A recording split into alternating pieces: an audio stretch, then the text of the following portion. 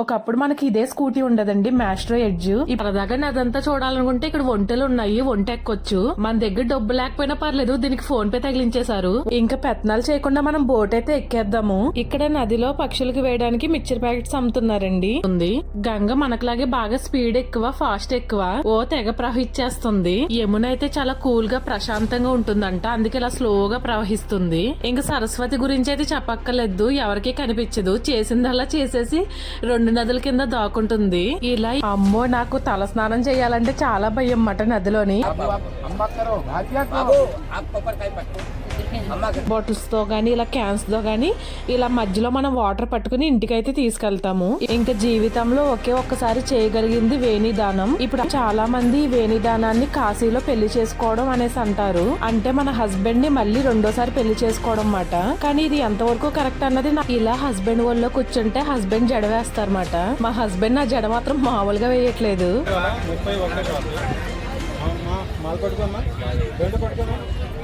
ఈ అరగంట సేపు కూడా మా హస్బెండ్ తొడ మీద కూర్చోబెట్టి పూజ చేయించారు. అంటే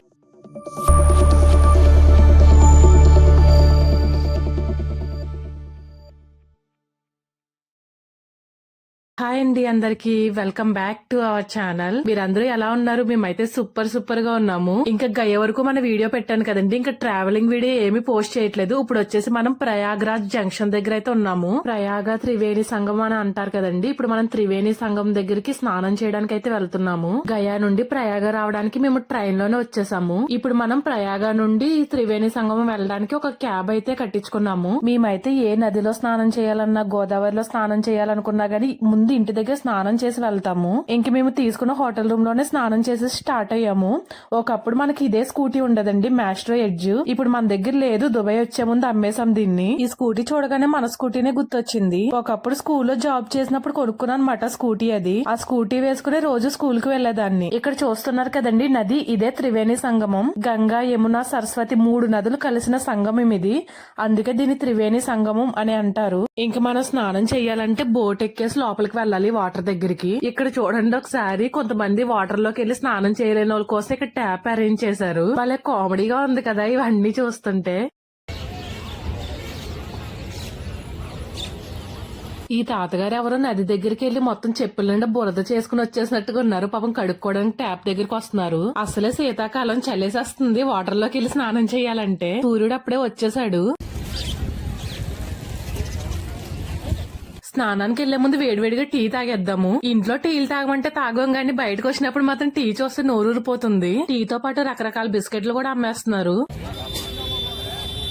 సరదాగా నదంతా చూడాలనుకుంటే ఇక్కడ ఒంటెలు ఉన్నాయి, ఒంటె ఎక్కొచ్చు. మన దగ్గర డబ్బు లేకపోయినా పర్లేదు, దీనికి ఫోన్ పే తగిలించేశారు. ఒంటెని మాత్రం భలే అలంకరించారు. ఇంకా మనం లేట్ చేయకుండా స్నానం చేయడానికి అయితే వెళ్ళిపోదాము. ఇప్పటికే చాలా లేట్ అయిపోయింది. కాశీగంగా అంటాం కదండి, అది ఇక్కడ నుంచే పట్టుకెళ్తాం మనం త్రివేణి సంగమం నుంచి. ఇంకా మనం ఇక్కడ నుంచి వాటర్ తీసుకెళ్లాలనుకుంటే మన దగ్గర వాటర్ బాటిల్స్ గానీ ఏమిటి కావాలి కదా.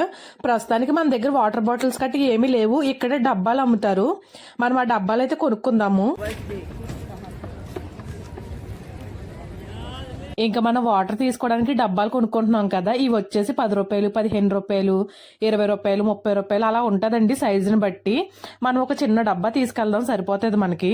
ఇంకా పెత్తనాలు చేయకుండా మనం బోట్ అయితే ఎక్కేద్దాము. మా ఇద్దరికి అంత పెద్ద బోట్ ఎందుకని చెప్పేసి షేరింగ్ బోటే బుక్ చేసుకున్నాము. ఇది ఎక్కినందుకు మనిషికి వచ్చేసి 200 రూపాయలు అయితే తీసుకుంటారండి. అదిగోండి అక్కడ కనిపిస్తుంది కదా ఒక కోట, నర్సాపూర్ రాజుగారి కోట అంట. ప్రస్తుతానికి ఇందులో పోలీసులు మాత్రమే ఉంటున్నారు. రాజుగారు ఏమైపోయారని మాత్రం అడగొద్దు, నాకు కూడా తెలీదు ఎక్కడికి వెళ్ళిపోయారో. ఎంతైనా ఈ బోట్ లో షికారు భలే ఉంటుంది కదా. ఇక్కడ నదిలో పక్షులకు వేయడానికి మిక్చర్ ప్యాకెట్స్ అమ్ముతున్నారండి. బోట్ లోనే అమ్మేస్తున్నారు. అవైతే తీసుకున్నాం పక్షుల కోసం.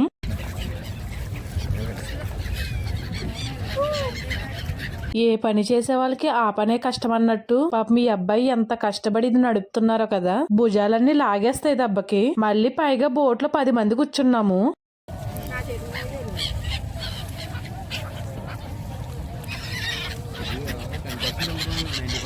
మనకి త్రివేణి సంగమం గురించి పెద్దగా స్టోరీ అయితే ఏమీ తెలియదండి. మనకి బోట్ నడుపుతారు కదా, వాళ్ళే స్టోరీ కూడా చెప్తారు. ఆయన చెప్తున్నారు, ఒకసారి వినండి మీరు కూడాని. ఇది యమునా నది. యమునోత్రి, ఢిల్లీ, ఆగ్రా, మథుర, బృందావన్ వస్తుంది యమునా నది. అది ఉర్దూ అవతలేం పక్క గంగా వస్తుంది. గంగా, గంగోత్రి, కాన్పూర్, రిషికేశ్ హరిద్వార్ వస్తుంది గంగా నది. సరస్వతి అమ్మ యమున కింద లోపల ఉంది, కనపడలేవు. 3 కలిసి అది ఉంది చేయవాడి దగ్గర, అది సంగమం ఉంది. ఇప్పుడే నీళ్ళు బాగా ఉంది. 2 పెద్ద పడవ జోన్ కింద బల్ల ఉంది, బల్లలో దిగాలి. ఎంత లోతు 2 మనిషి ఇక్కడ ఉంటారు. లగేజ్ సంచి చూసుకుని 4 దిగాలి. ములుగోతారు 3 సారాయిసారి ములుగో నీళ్ళు అది పట్టుకో గంగా నీళ్ళు. ములిగిన తర్వాత దీపం ఉంది, గంగాలో కలిపేసి స్నానం దగ్గరే పెద్ద పడవ ఉంది, ప్లాట్ఫారం ఉంది. 11 మనిషి తయారు చేస్తాను. స్నానం వరకు మళ్ళీ డబ్బులు చెప్తారు. మనిషికి 50-20 ఏం లేవు, మనిషికి 30 రాలి ములుగో రావాలి. ఇది ప్రయాగ్రాజ్. ప్రయాగ్రాజ్ అంటే విష్ణు ముఖం. ముందు అమ్మగారు నాన్నగారు అన్ని కార్యక్రమం ఇక్కడ ఉంది. తర్వాత కాశీ, లాస్ట్ గయా చెప్తారన్నా. ప్రయాగే ముండనం, కాశీ దండనం, గయా పిండనం. ఫస్ట్ అన్ని కార్యక్రమం ఇక్కడ ఉంది. ఇది విష్ణు ముఖం. ఇక్కడ ప్రతి సంవత్సరం మేళా ఉంది, మాఘ మాసి. మకర సంక్రాంతి మేళా స్టార్ట్, శివరాత్రి అయిపోయింది. ప్రతి సంవత్సరం మాఘ మాసి ఉంది. 6 వర్షంలో అర్ధకు, 15 వర్షంలో మహాకుంభ్. ఇప్పుడే 2019లో అర్ధకుంభ్ అయిపోయింది. మళ్ళీ మహాకుంభ్ ఉంది 2025లో. కుంభమేళాలో ఇక్కడ బాగా రసం ఉంది. నాగా, సాధు, సంత, గౌరీ, దిగంబరం అన్ని ఇక్కడ ఉంటారు. 2 మంత్ డైలీ గంగా స్నానం, గంగా ఆరతి. బండి లేవు, నర్సింగ్ రావాలి. 3 కిలోమీటర్ 4 నర్సింగ్ రావాలి. బాగా రసం ఉంది ఆ టైంలో. గంగా యమున కలిసి ఇటు కాశీ పోతున్నారు. కాశీ, బనారస్, పట్నా, బీహార్, బంగాల్ ఖాళీ, గంగా సాగర్ పోతున్నారు. బండిలో కాశీ పోతున్నారు 3 గంటలు. పడవలో 3 రోజులు కాశీకి. కాశీలో మొత్తం లాంచ్ పడవ ఉంది, ఇక్కడ లాంచ్ లేవు. Launch government, UP police, army, VIP వారికి. ఇది పడవ పాట టెండర్. ఆంధ్ర వేరే, మహారాష్ట్ర వేరే, బెంగళూరు వేరే. మాది వన్నర్ దగ్గర 20 పడవ. తెలుగులోనే ఎన్ని భాషలు ఉన్నాయో కదా. నిజానికి ఆ అబ్బాయి చెప్పింది నాకు అంతగా అర్థం కాలేదు. మీకు అందరికీ అర్థమైతే కామెంట్ చేయండి. గంగా, యమున, సరస్వతి 3 నదులు ఉంటాయని చెప్పారు కదండి. ఇప్పుడు మీకు ఇక్కడ డిఫరెన్స్ తెలుస్తుంది. ఇక్కడ గ్రీన్ కలర్, అటువైపు చూస్తే కనుక కొంచెం బూడిద రంగులు అనిపిస్తున్నాయి కదా. ఇంకా సరస్వతి వచ్చేసి 2 నదులు కింద ఉంటుందన్నమాట. అదైతే మనకు కనిపించదు. మనకు కనిపించేది 2 నదులు మాత్రమే. నది వెళ్లే ఫ్లో కూడా ఒకటి హైగా వెళ్తుంది, ఒకటేమో సమానంగా వెళ్తుంది. గంగ మనకులాగే బాగా స్పీడ్ ఎక్కువ, ఫాస్ట్ ఎక్కువ, ఓ తెగ ప్రవహించేస్తుంది. యమున అయితే చాలా కూల్ గా ప్రశాంతంగా ఉంటుందంట, అందుకే ఇలా స్లోగా ప్రవహిస్తుంది. ఇంకా సరస్వతి గురించి అయితే చెప్పక్కర్లేదు, ఎవరికి కనిపించదు. చేసిందల్లా చేసేసి 2 నదుల కింద దాక్కుంటుంది. ఇలా ఈ 3 నదులు ప్రవహించే చోట నుంచే మనం వాటర్ అనేది పట్టుకెళ్తాము. కానీ ముందుకు ఇప్పుడు మనం స్నానాలు, జపాలు అన్ని చేసుకుని అప్పుడు వెళ్తాం అన్నమాట. ఇక్కడైతే 4 బోట్లు చుట్టూరు పెట్టేసి మధ్యలో స్నానం చేస్తున్నారు. మనకి ముందే భయం నదుల్లో స్నానం చేయాలంటే.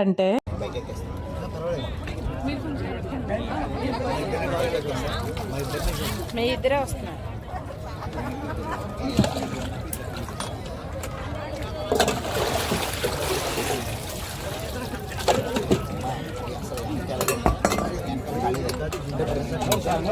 బాబు కర్ర పట్టుకో, కర్ర పట్టుకో. అమ్మో, నాకు తల స్నానం చేయాలంటే చాలా భయం మాట నదిలోని. ఇంక చేసేదేమీ లేక డొక్కు ఉంటుంది కదా, డొక్కుతో తల స్నానం చేసేస్తున్నాను. నాకు ములగడం అంటే సత్యంత భయం మాట. తర్వాత వాళ్ళు ఏవో కొబ్బరికాయలు ఇచ్చారండి. ఈ కొబ్బరికాయలతో దిష్టి తీసుకుని ఈ నదిలోనే కలిపేమన్నారు.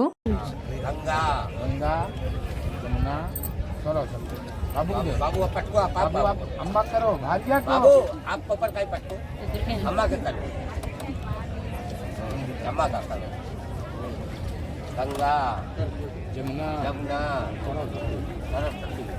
నది ముదిలో చిన్న పిల్ల నది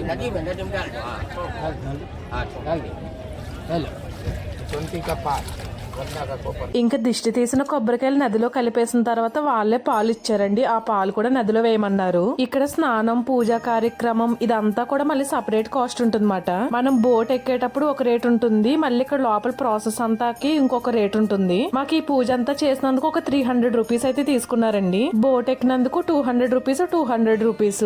మళ్ళీ ఇది కాకుండా మనకి బోట్ నడిపిన అతనికి టిప్ కూడా ఇవ్వాలి. ఇంక ఈ విధంగా అయితే మా పూజ అంతా కూడా కంప్లీట్ గా అయ్యిందండి. మనం స్నానం చేసిన దగ్గర నుంచి కాకుండా మనం బోట్ పైకి ఎక్కేసిన తర్వాత కొంచెం దూరం తీసుకెళ్తారండి.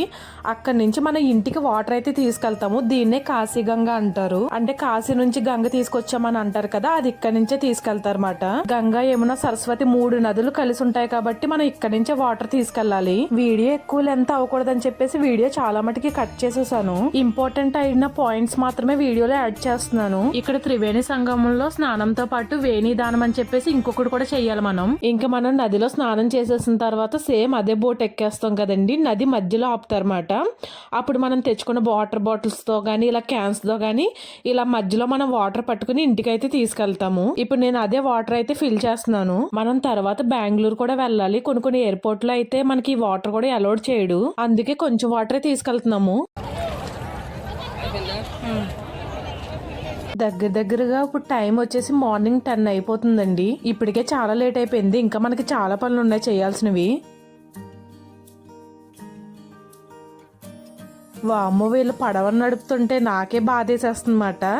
అంత అలా నడుపుతున్నారు వీళ్ళు. ఎంత నొప్పులు వచ్చేస్తాయి కదా భుజాలు, 2 భుజాలు కూడాని.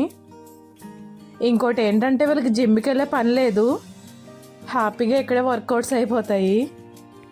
నదిలో ఉన్న చెత్త అంతా కూడా క్లీన్ చేయడానికి అదొక పడవలా వెళ్తుంది చూసారా, అది మొత్తం కూడా క్లీన్ చేసేస్తుంది.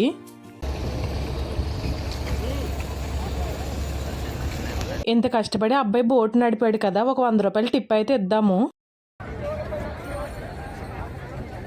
జస్ట్ ఇప్పుడే ఫ్రెష్ అయ్యమాట. ఇప్పుడు వచ్చేసి తను మళ్ళీ పిండ ప్రదానాలు చేయాల్సి వస్తుంది అన్నమాట. ఇవన్నీ ఇక్కడ కూడా జరిపిస్తారంట. ఇదంతా క్లియర్ ప్రాసెస్ నేను అయితే మళ్ళీ ఎక్స్ప్లెయిన్ చేస్తాను. ఇప్పుడు స్వామి అయితే అక్కడ పిండ ప్రదానాలు చేస్తున్నారు అన్నమాట. ఒకసారి అయితే మీ అందరికీ చూపిస్తాను. మొన్న గయలో అత్తయ్య గారు మావయ్య గారు పేరు మీద పిండ ప్రదానాలు చేసాం కదండి, ఇప్పుడు ప్రయాగలో చేస్తున్నాము. మొత్తం 3 చోట్ల చేస్తామన్నమాట. కాశీ, ప్రయాగ, గయ అనేసి అంటాము. ఈ 3 చోట్ల పిండ ప్రదానాలు చేస్తే చాలా మంచిదన్నమాట. అందుకే నేను ఇంకెక్కువ వీడియో అయితే తీయట్లేదండి, చిన్నగా వీడియో అయితే క్యాప్చర్ చేశాను అంతే. ఒంటిని మాత్రం భలే డెకరేట్ చేశారు.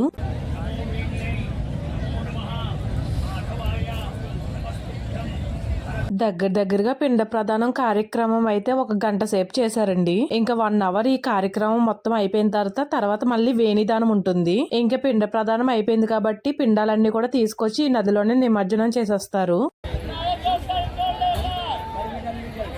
ఇంకా జీవితంలో ఒక్కసారి చేయగలిగింది వేణిదానం. ఇప్పుడు ఆ పూజ కోసమే కూర్చున్నాము. మళ్ళీ వేణిదానంకి సపరేట్ కాస్ట్ ఉంటుంది. వేణిదానం చేయడానికి ఒక టికెట్ తీసుకోవాలి, పిండ ప్రదానం చేయడానికి ఒక టికెట్ తీసుకోవాలి. అలా చాలా డబ్బులు అయితే అవుతాయండి ఇక్కడ. ఇంకా వాళ్ళే కొన్ని పువ్వులు, పసుపు, కుంకుమ, అలాగే వినాయకుడిని ఇవన్నీ కూడా ఒక ప్లేట్ లో పెట్టేసి వాళ్ళే ఇచ్చేసారు. ఇంకా ముందుగా వినాయకుడు పూజ చేసి మనకి వేణిదానం అనేది స్టార్ట్ అవుతుంది. చాలా మంది వేణిదానాన్ని కాశీలో పెళ్లి చేసుకోవడం అనేసి అంటారు. అంటే మన హస్బెండ్ ని మళ్ళీ 2వ పెళ్లి చేసుకోవడం మాట. కానీ ఇది ఎంతవరకు కరెక్ట్ అన్నది నాకైతే తెలియదండి. నాకు తెలిసి వేణిదానానికి అర్థం వేరేది ఉంది. మన జీవితంలో పెళ్లి ఎలా అయితే ఒకసారి చేసుకుంటామో ఈ కాశీలో వేణిదానం కూడా ఒక్కసారి మాత్రమే చేస్తాము. తర్వాత ఎన్నిసార్లు కాశీ వచ్చినా గానీ ఈ వేణిదానం ఈ తంతంతా కూడా ఇంకోసారి మనం చేద్దామన్నా చేయడానికి ఈ శాస్త్రాలు ఒప్పుకోవంట.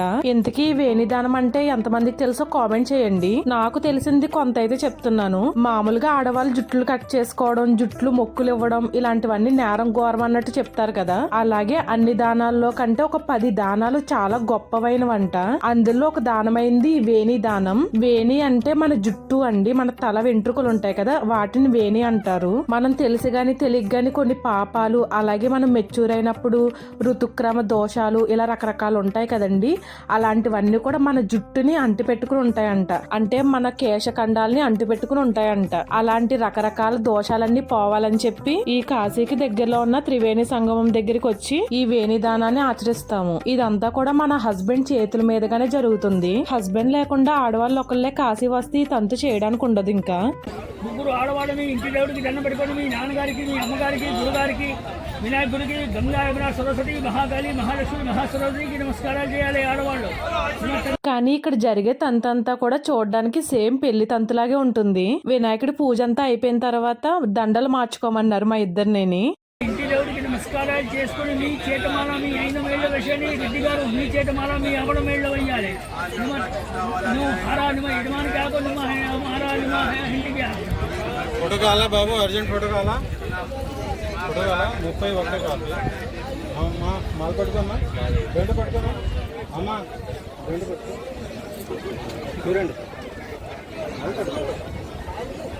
చూడండి. ఫోటో కావాలా బాబు?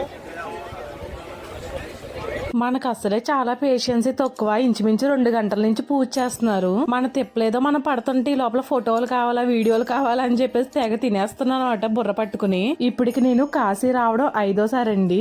4 సార్లు కూడా మా హస్బెండ్ లేకుండానే వచ్చాను. అప్పుడు ఇలాంటి వేణిదానాలు ఇలాంటివన్నీ కూడా నేను చేయలేదన్నమాట. ఇంక ఇప్పుడు ఫైనల్లీ 5వ సారి మా హస్బెండ్ తో వచ్చాను కాబట్టి ఈ వేణిదానం చేసేస్తున్నాము. ఇంకా వేణి అంటే జుట్టు అని చెప్పాను కదండి, మన జుట్టుని దానం ఇవ్వడం అన్నమాట. త్రివేణి సంగమంలో కలుపుతాము మన జుట్టుని. గంగా యమున సరస్వతి ఉన్న నదిలో మన జుట్టుని దానంగా వాటర్ లో కలుపుతాం అన్నమాట. అది వచ్చేసి మన హస్బెండ్ ఒళ్ళో కూర్చుంటే మన హస్బెండే మన హెయిర్ అది కట్ చేస్తారన్నమాట. చక్కగా తల జుట్టు అంతా అల్లేసి జడ వేసేసి హెయిర్ కట్ చేస్తారు. ఇలా హస్బెండ్ ఒళ్ళో కూర్చుంటే హస్బెండ్ జడ వేస్తారన్నమాట. మా హస్బెండ్ నా జడ మాత్రం మామూలుగా వేయట్లేదు, ముళ్ళు వేసి పాడేస్తున్నారు మొత్తానికి. వచ్చాడుగా మధ్యలో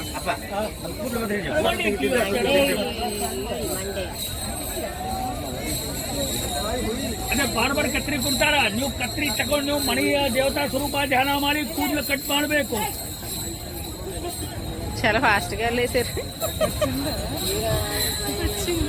ఇంకా హస్బెండ్ జడాది వేసేసిన తర్వాత హస్బెండ్ చేతితోటే మన జుట్టు అనేది కొంచెం కట్ చేయిస్తారు. ఆ కట్ చేసిన జుట్టుని మళ్ళీ పూజ చేయిస్తారు అన్నమాట. तो हमारे यहाँ बहुत बड़ा विद्वान के झाड़ बग जाए ना, दिक्कत ही बात है। ఇలా ఈ తంతంతు అయ్యి పూజ అంతా అయ్యేసరికి ఒక అరగంట సేపు పట్టిందన్నమాట. ఈ అరగంట సేపు కూడా మా హస్బెండ్ తొడ మీద కూర్చోబెట్టి పూజ చేయించారు. అంటే హెయిర్ కట్ చేస్తారు కదండి, ఆ కట్ చేసిన హెయిర్ కి కూడా పూజ చేయించారన్నమాట. ఇంకా నా బరువుకి తట్టుకోలేక మా హస్బెండ్ తోడ దెబ్బకు వాసిపోతుంది. ఇంకా చాలా సేపు పూజ అయితే జరిగిందండి. ఆ పూజ అంతా కూడా నేను వీడియో అయితే పెట్టట్లేదు, మళ్ళీ చాలా లెంతీ అయిపోతుంది కదా. సో దీనికి పెద్దగా నాకు స్టోరీ కూడా తెలియదండి. మామూలుగా మన తల వెంట్రుకలు ఏదైనా నీళ్ళల్లో కలిస్తే పైన తేలుతూ ఉంటాయి కదా, కానీ ఈ నదిలో మన తల వెంట్రుకలు నిమజ్జనం చేస్తాం కదండి, అవి మొత్తం వాటర్ లో కలిసిపోతాయి మాట. అదైతే మీరు ఇక్కడ చూడొచ్చు, ఎంట్రుకలు అసలు పైన తేలవమాట, నీటిలో కలిసిపోతాయి. ఇలా నిమజ్జనం చేసేసిన తర్వాత వెనక్కి తిరిగి చూడకుండా వెళ్ళిపోతాం అన్నమాట. ఇంకా చూసారు కదండి, ఇదే ఈ రోజు వీడియో అయితే. ఈ వీడియో మీ అందరికి ఎలా అనిపించిందో కామెంట్స్ లో చెప్పడం మాత్రం మర్చిపోవద్దు. ఇంకా నెక్స్ట్ వీడియోలో మళ్ళీ కలుద్దాం. అంతవరకు take care, by by to all my subscribers.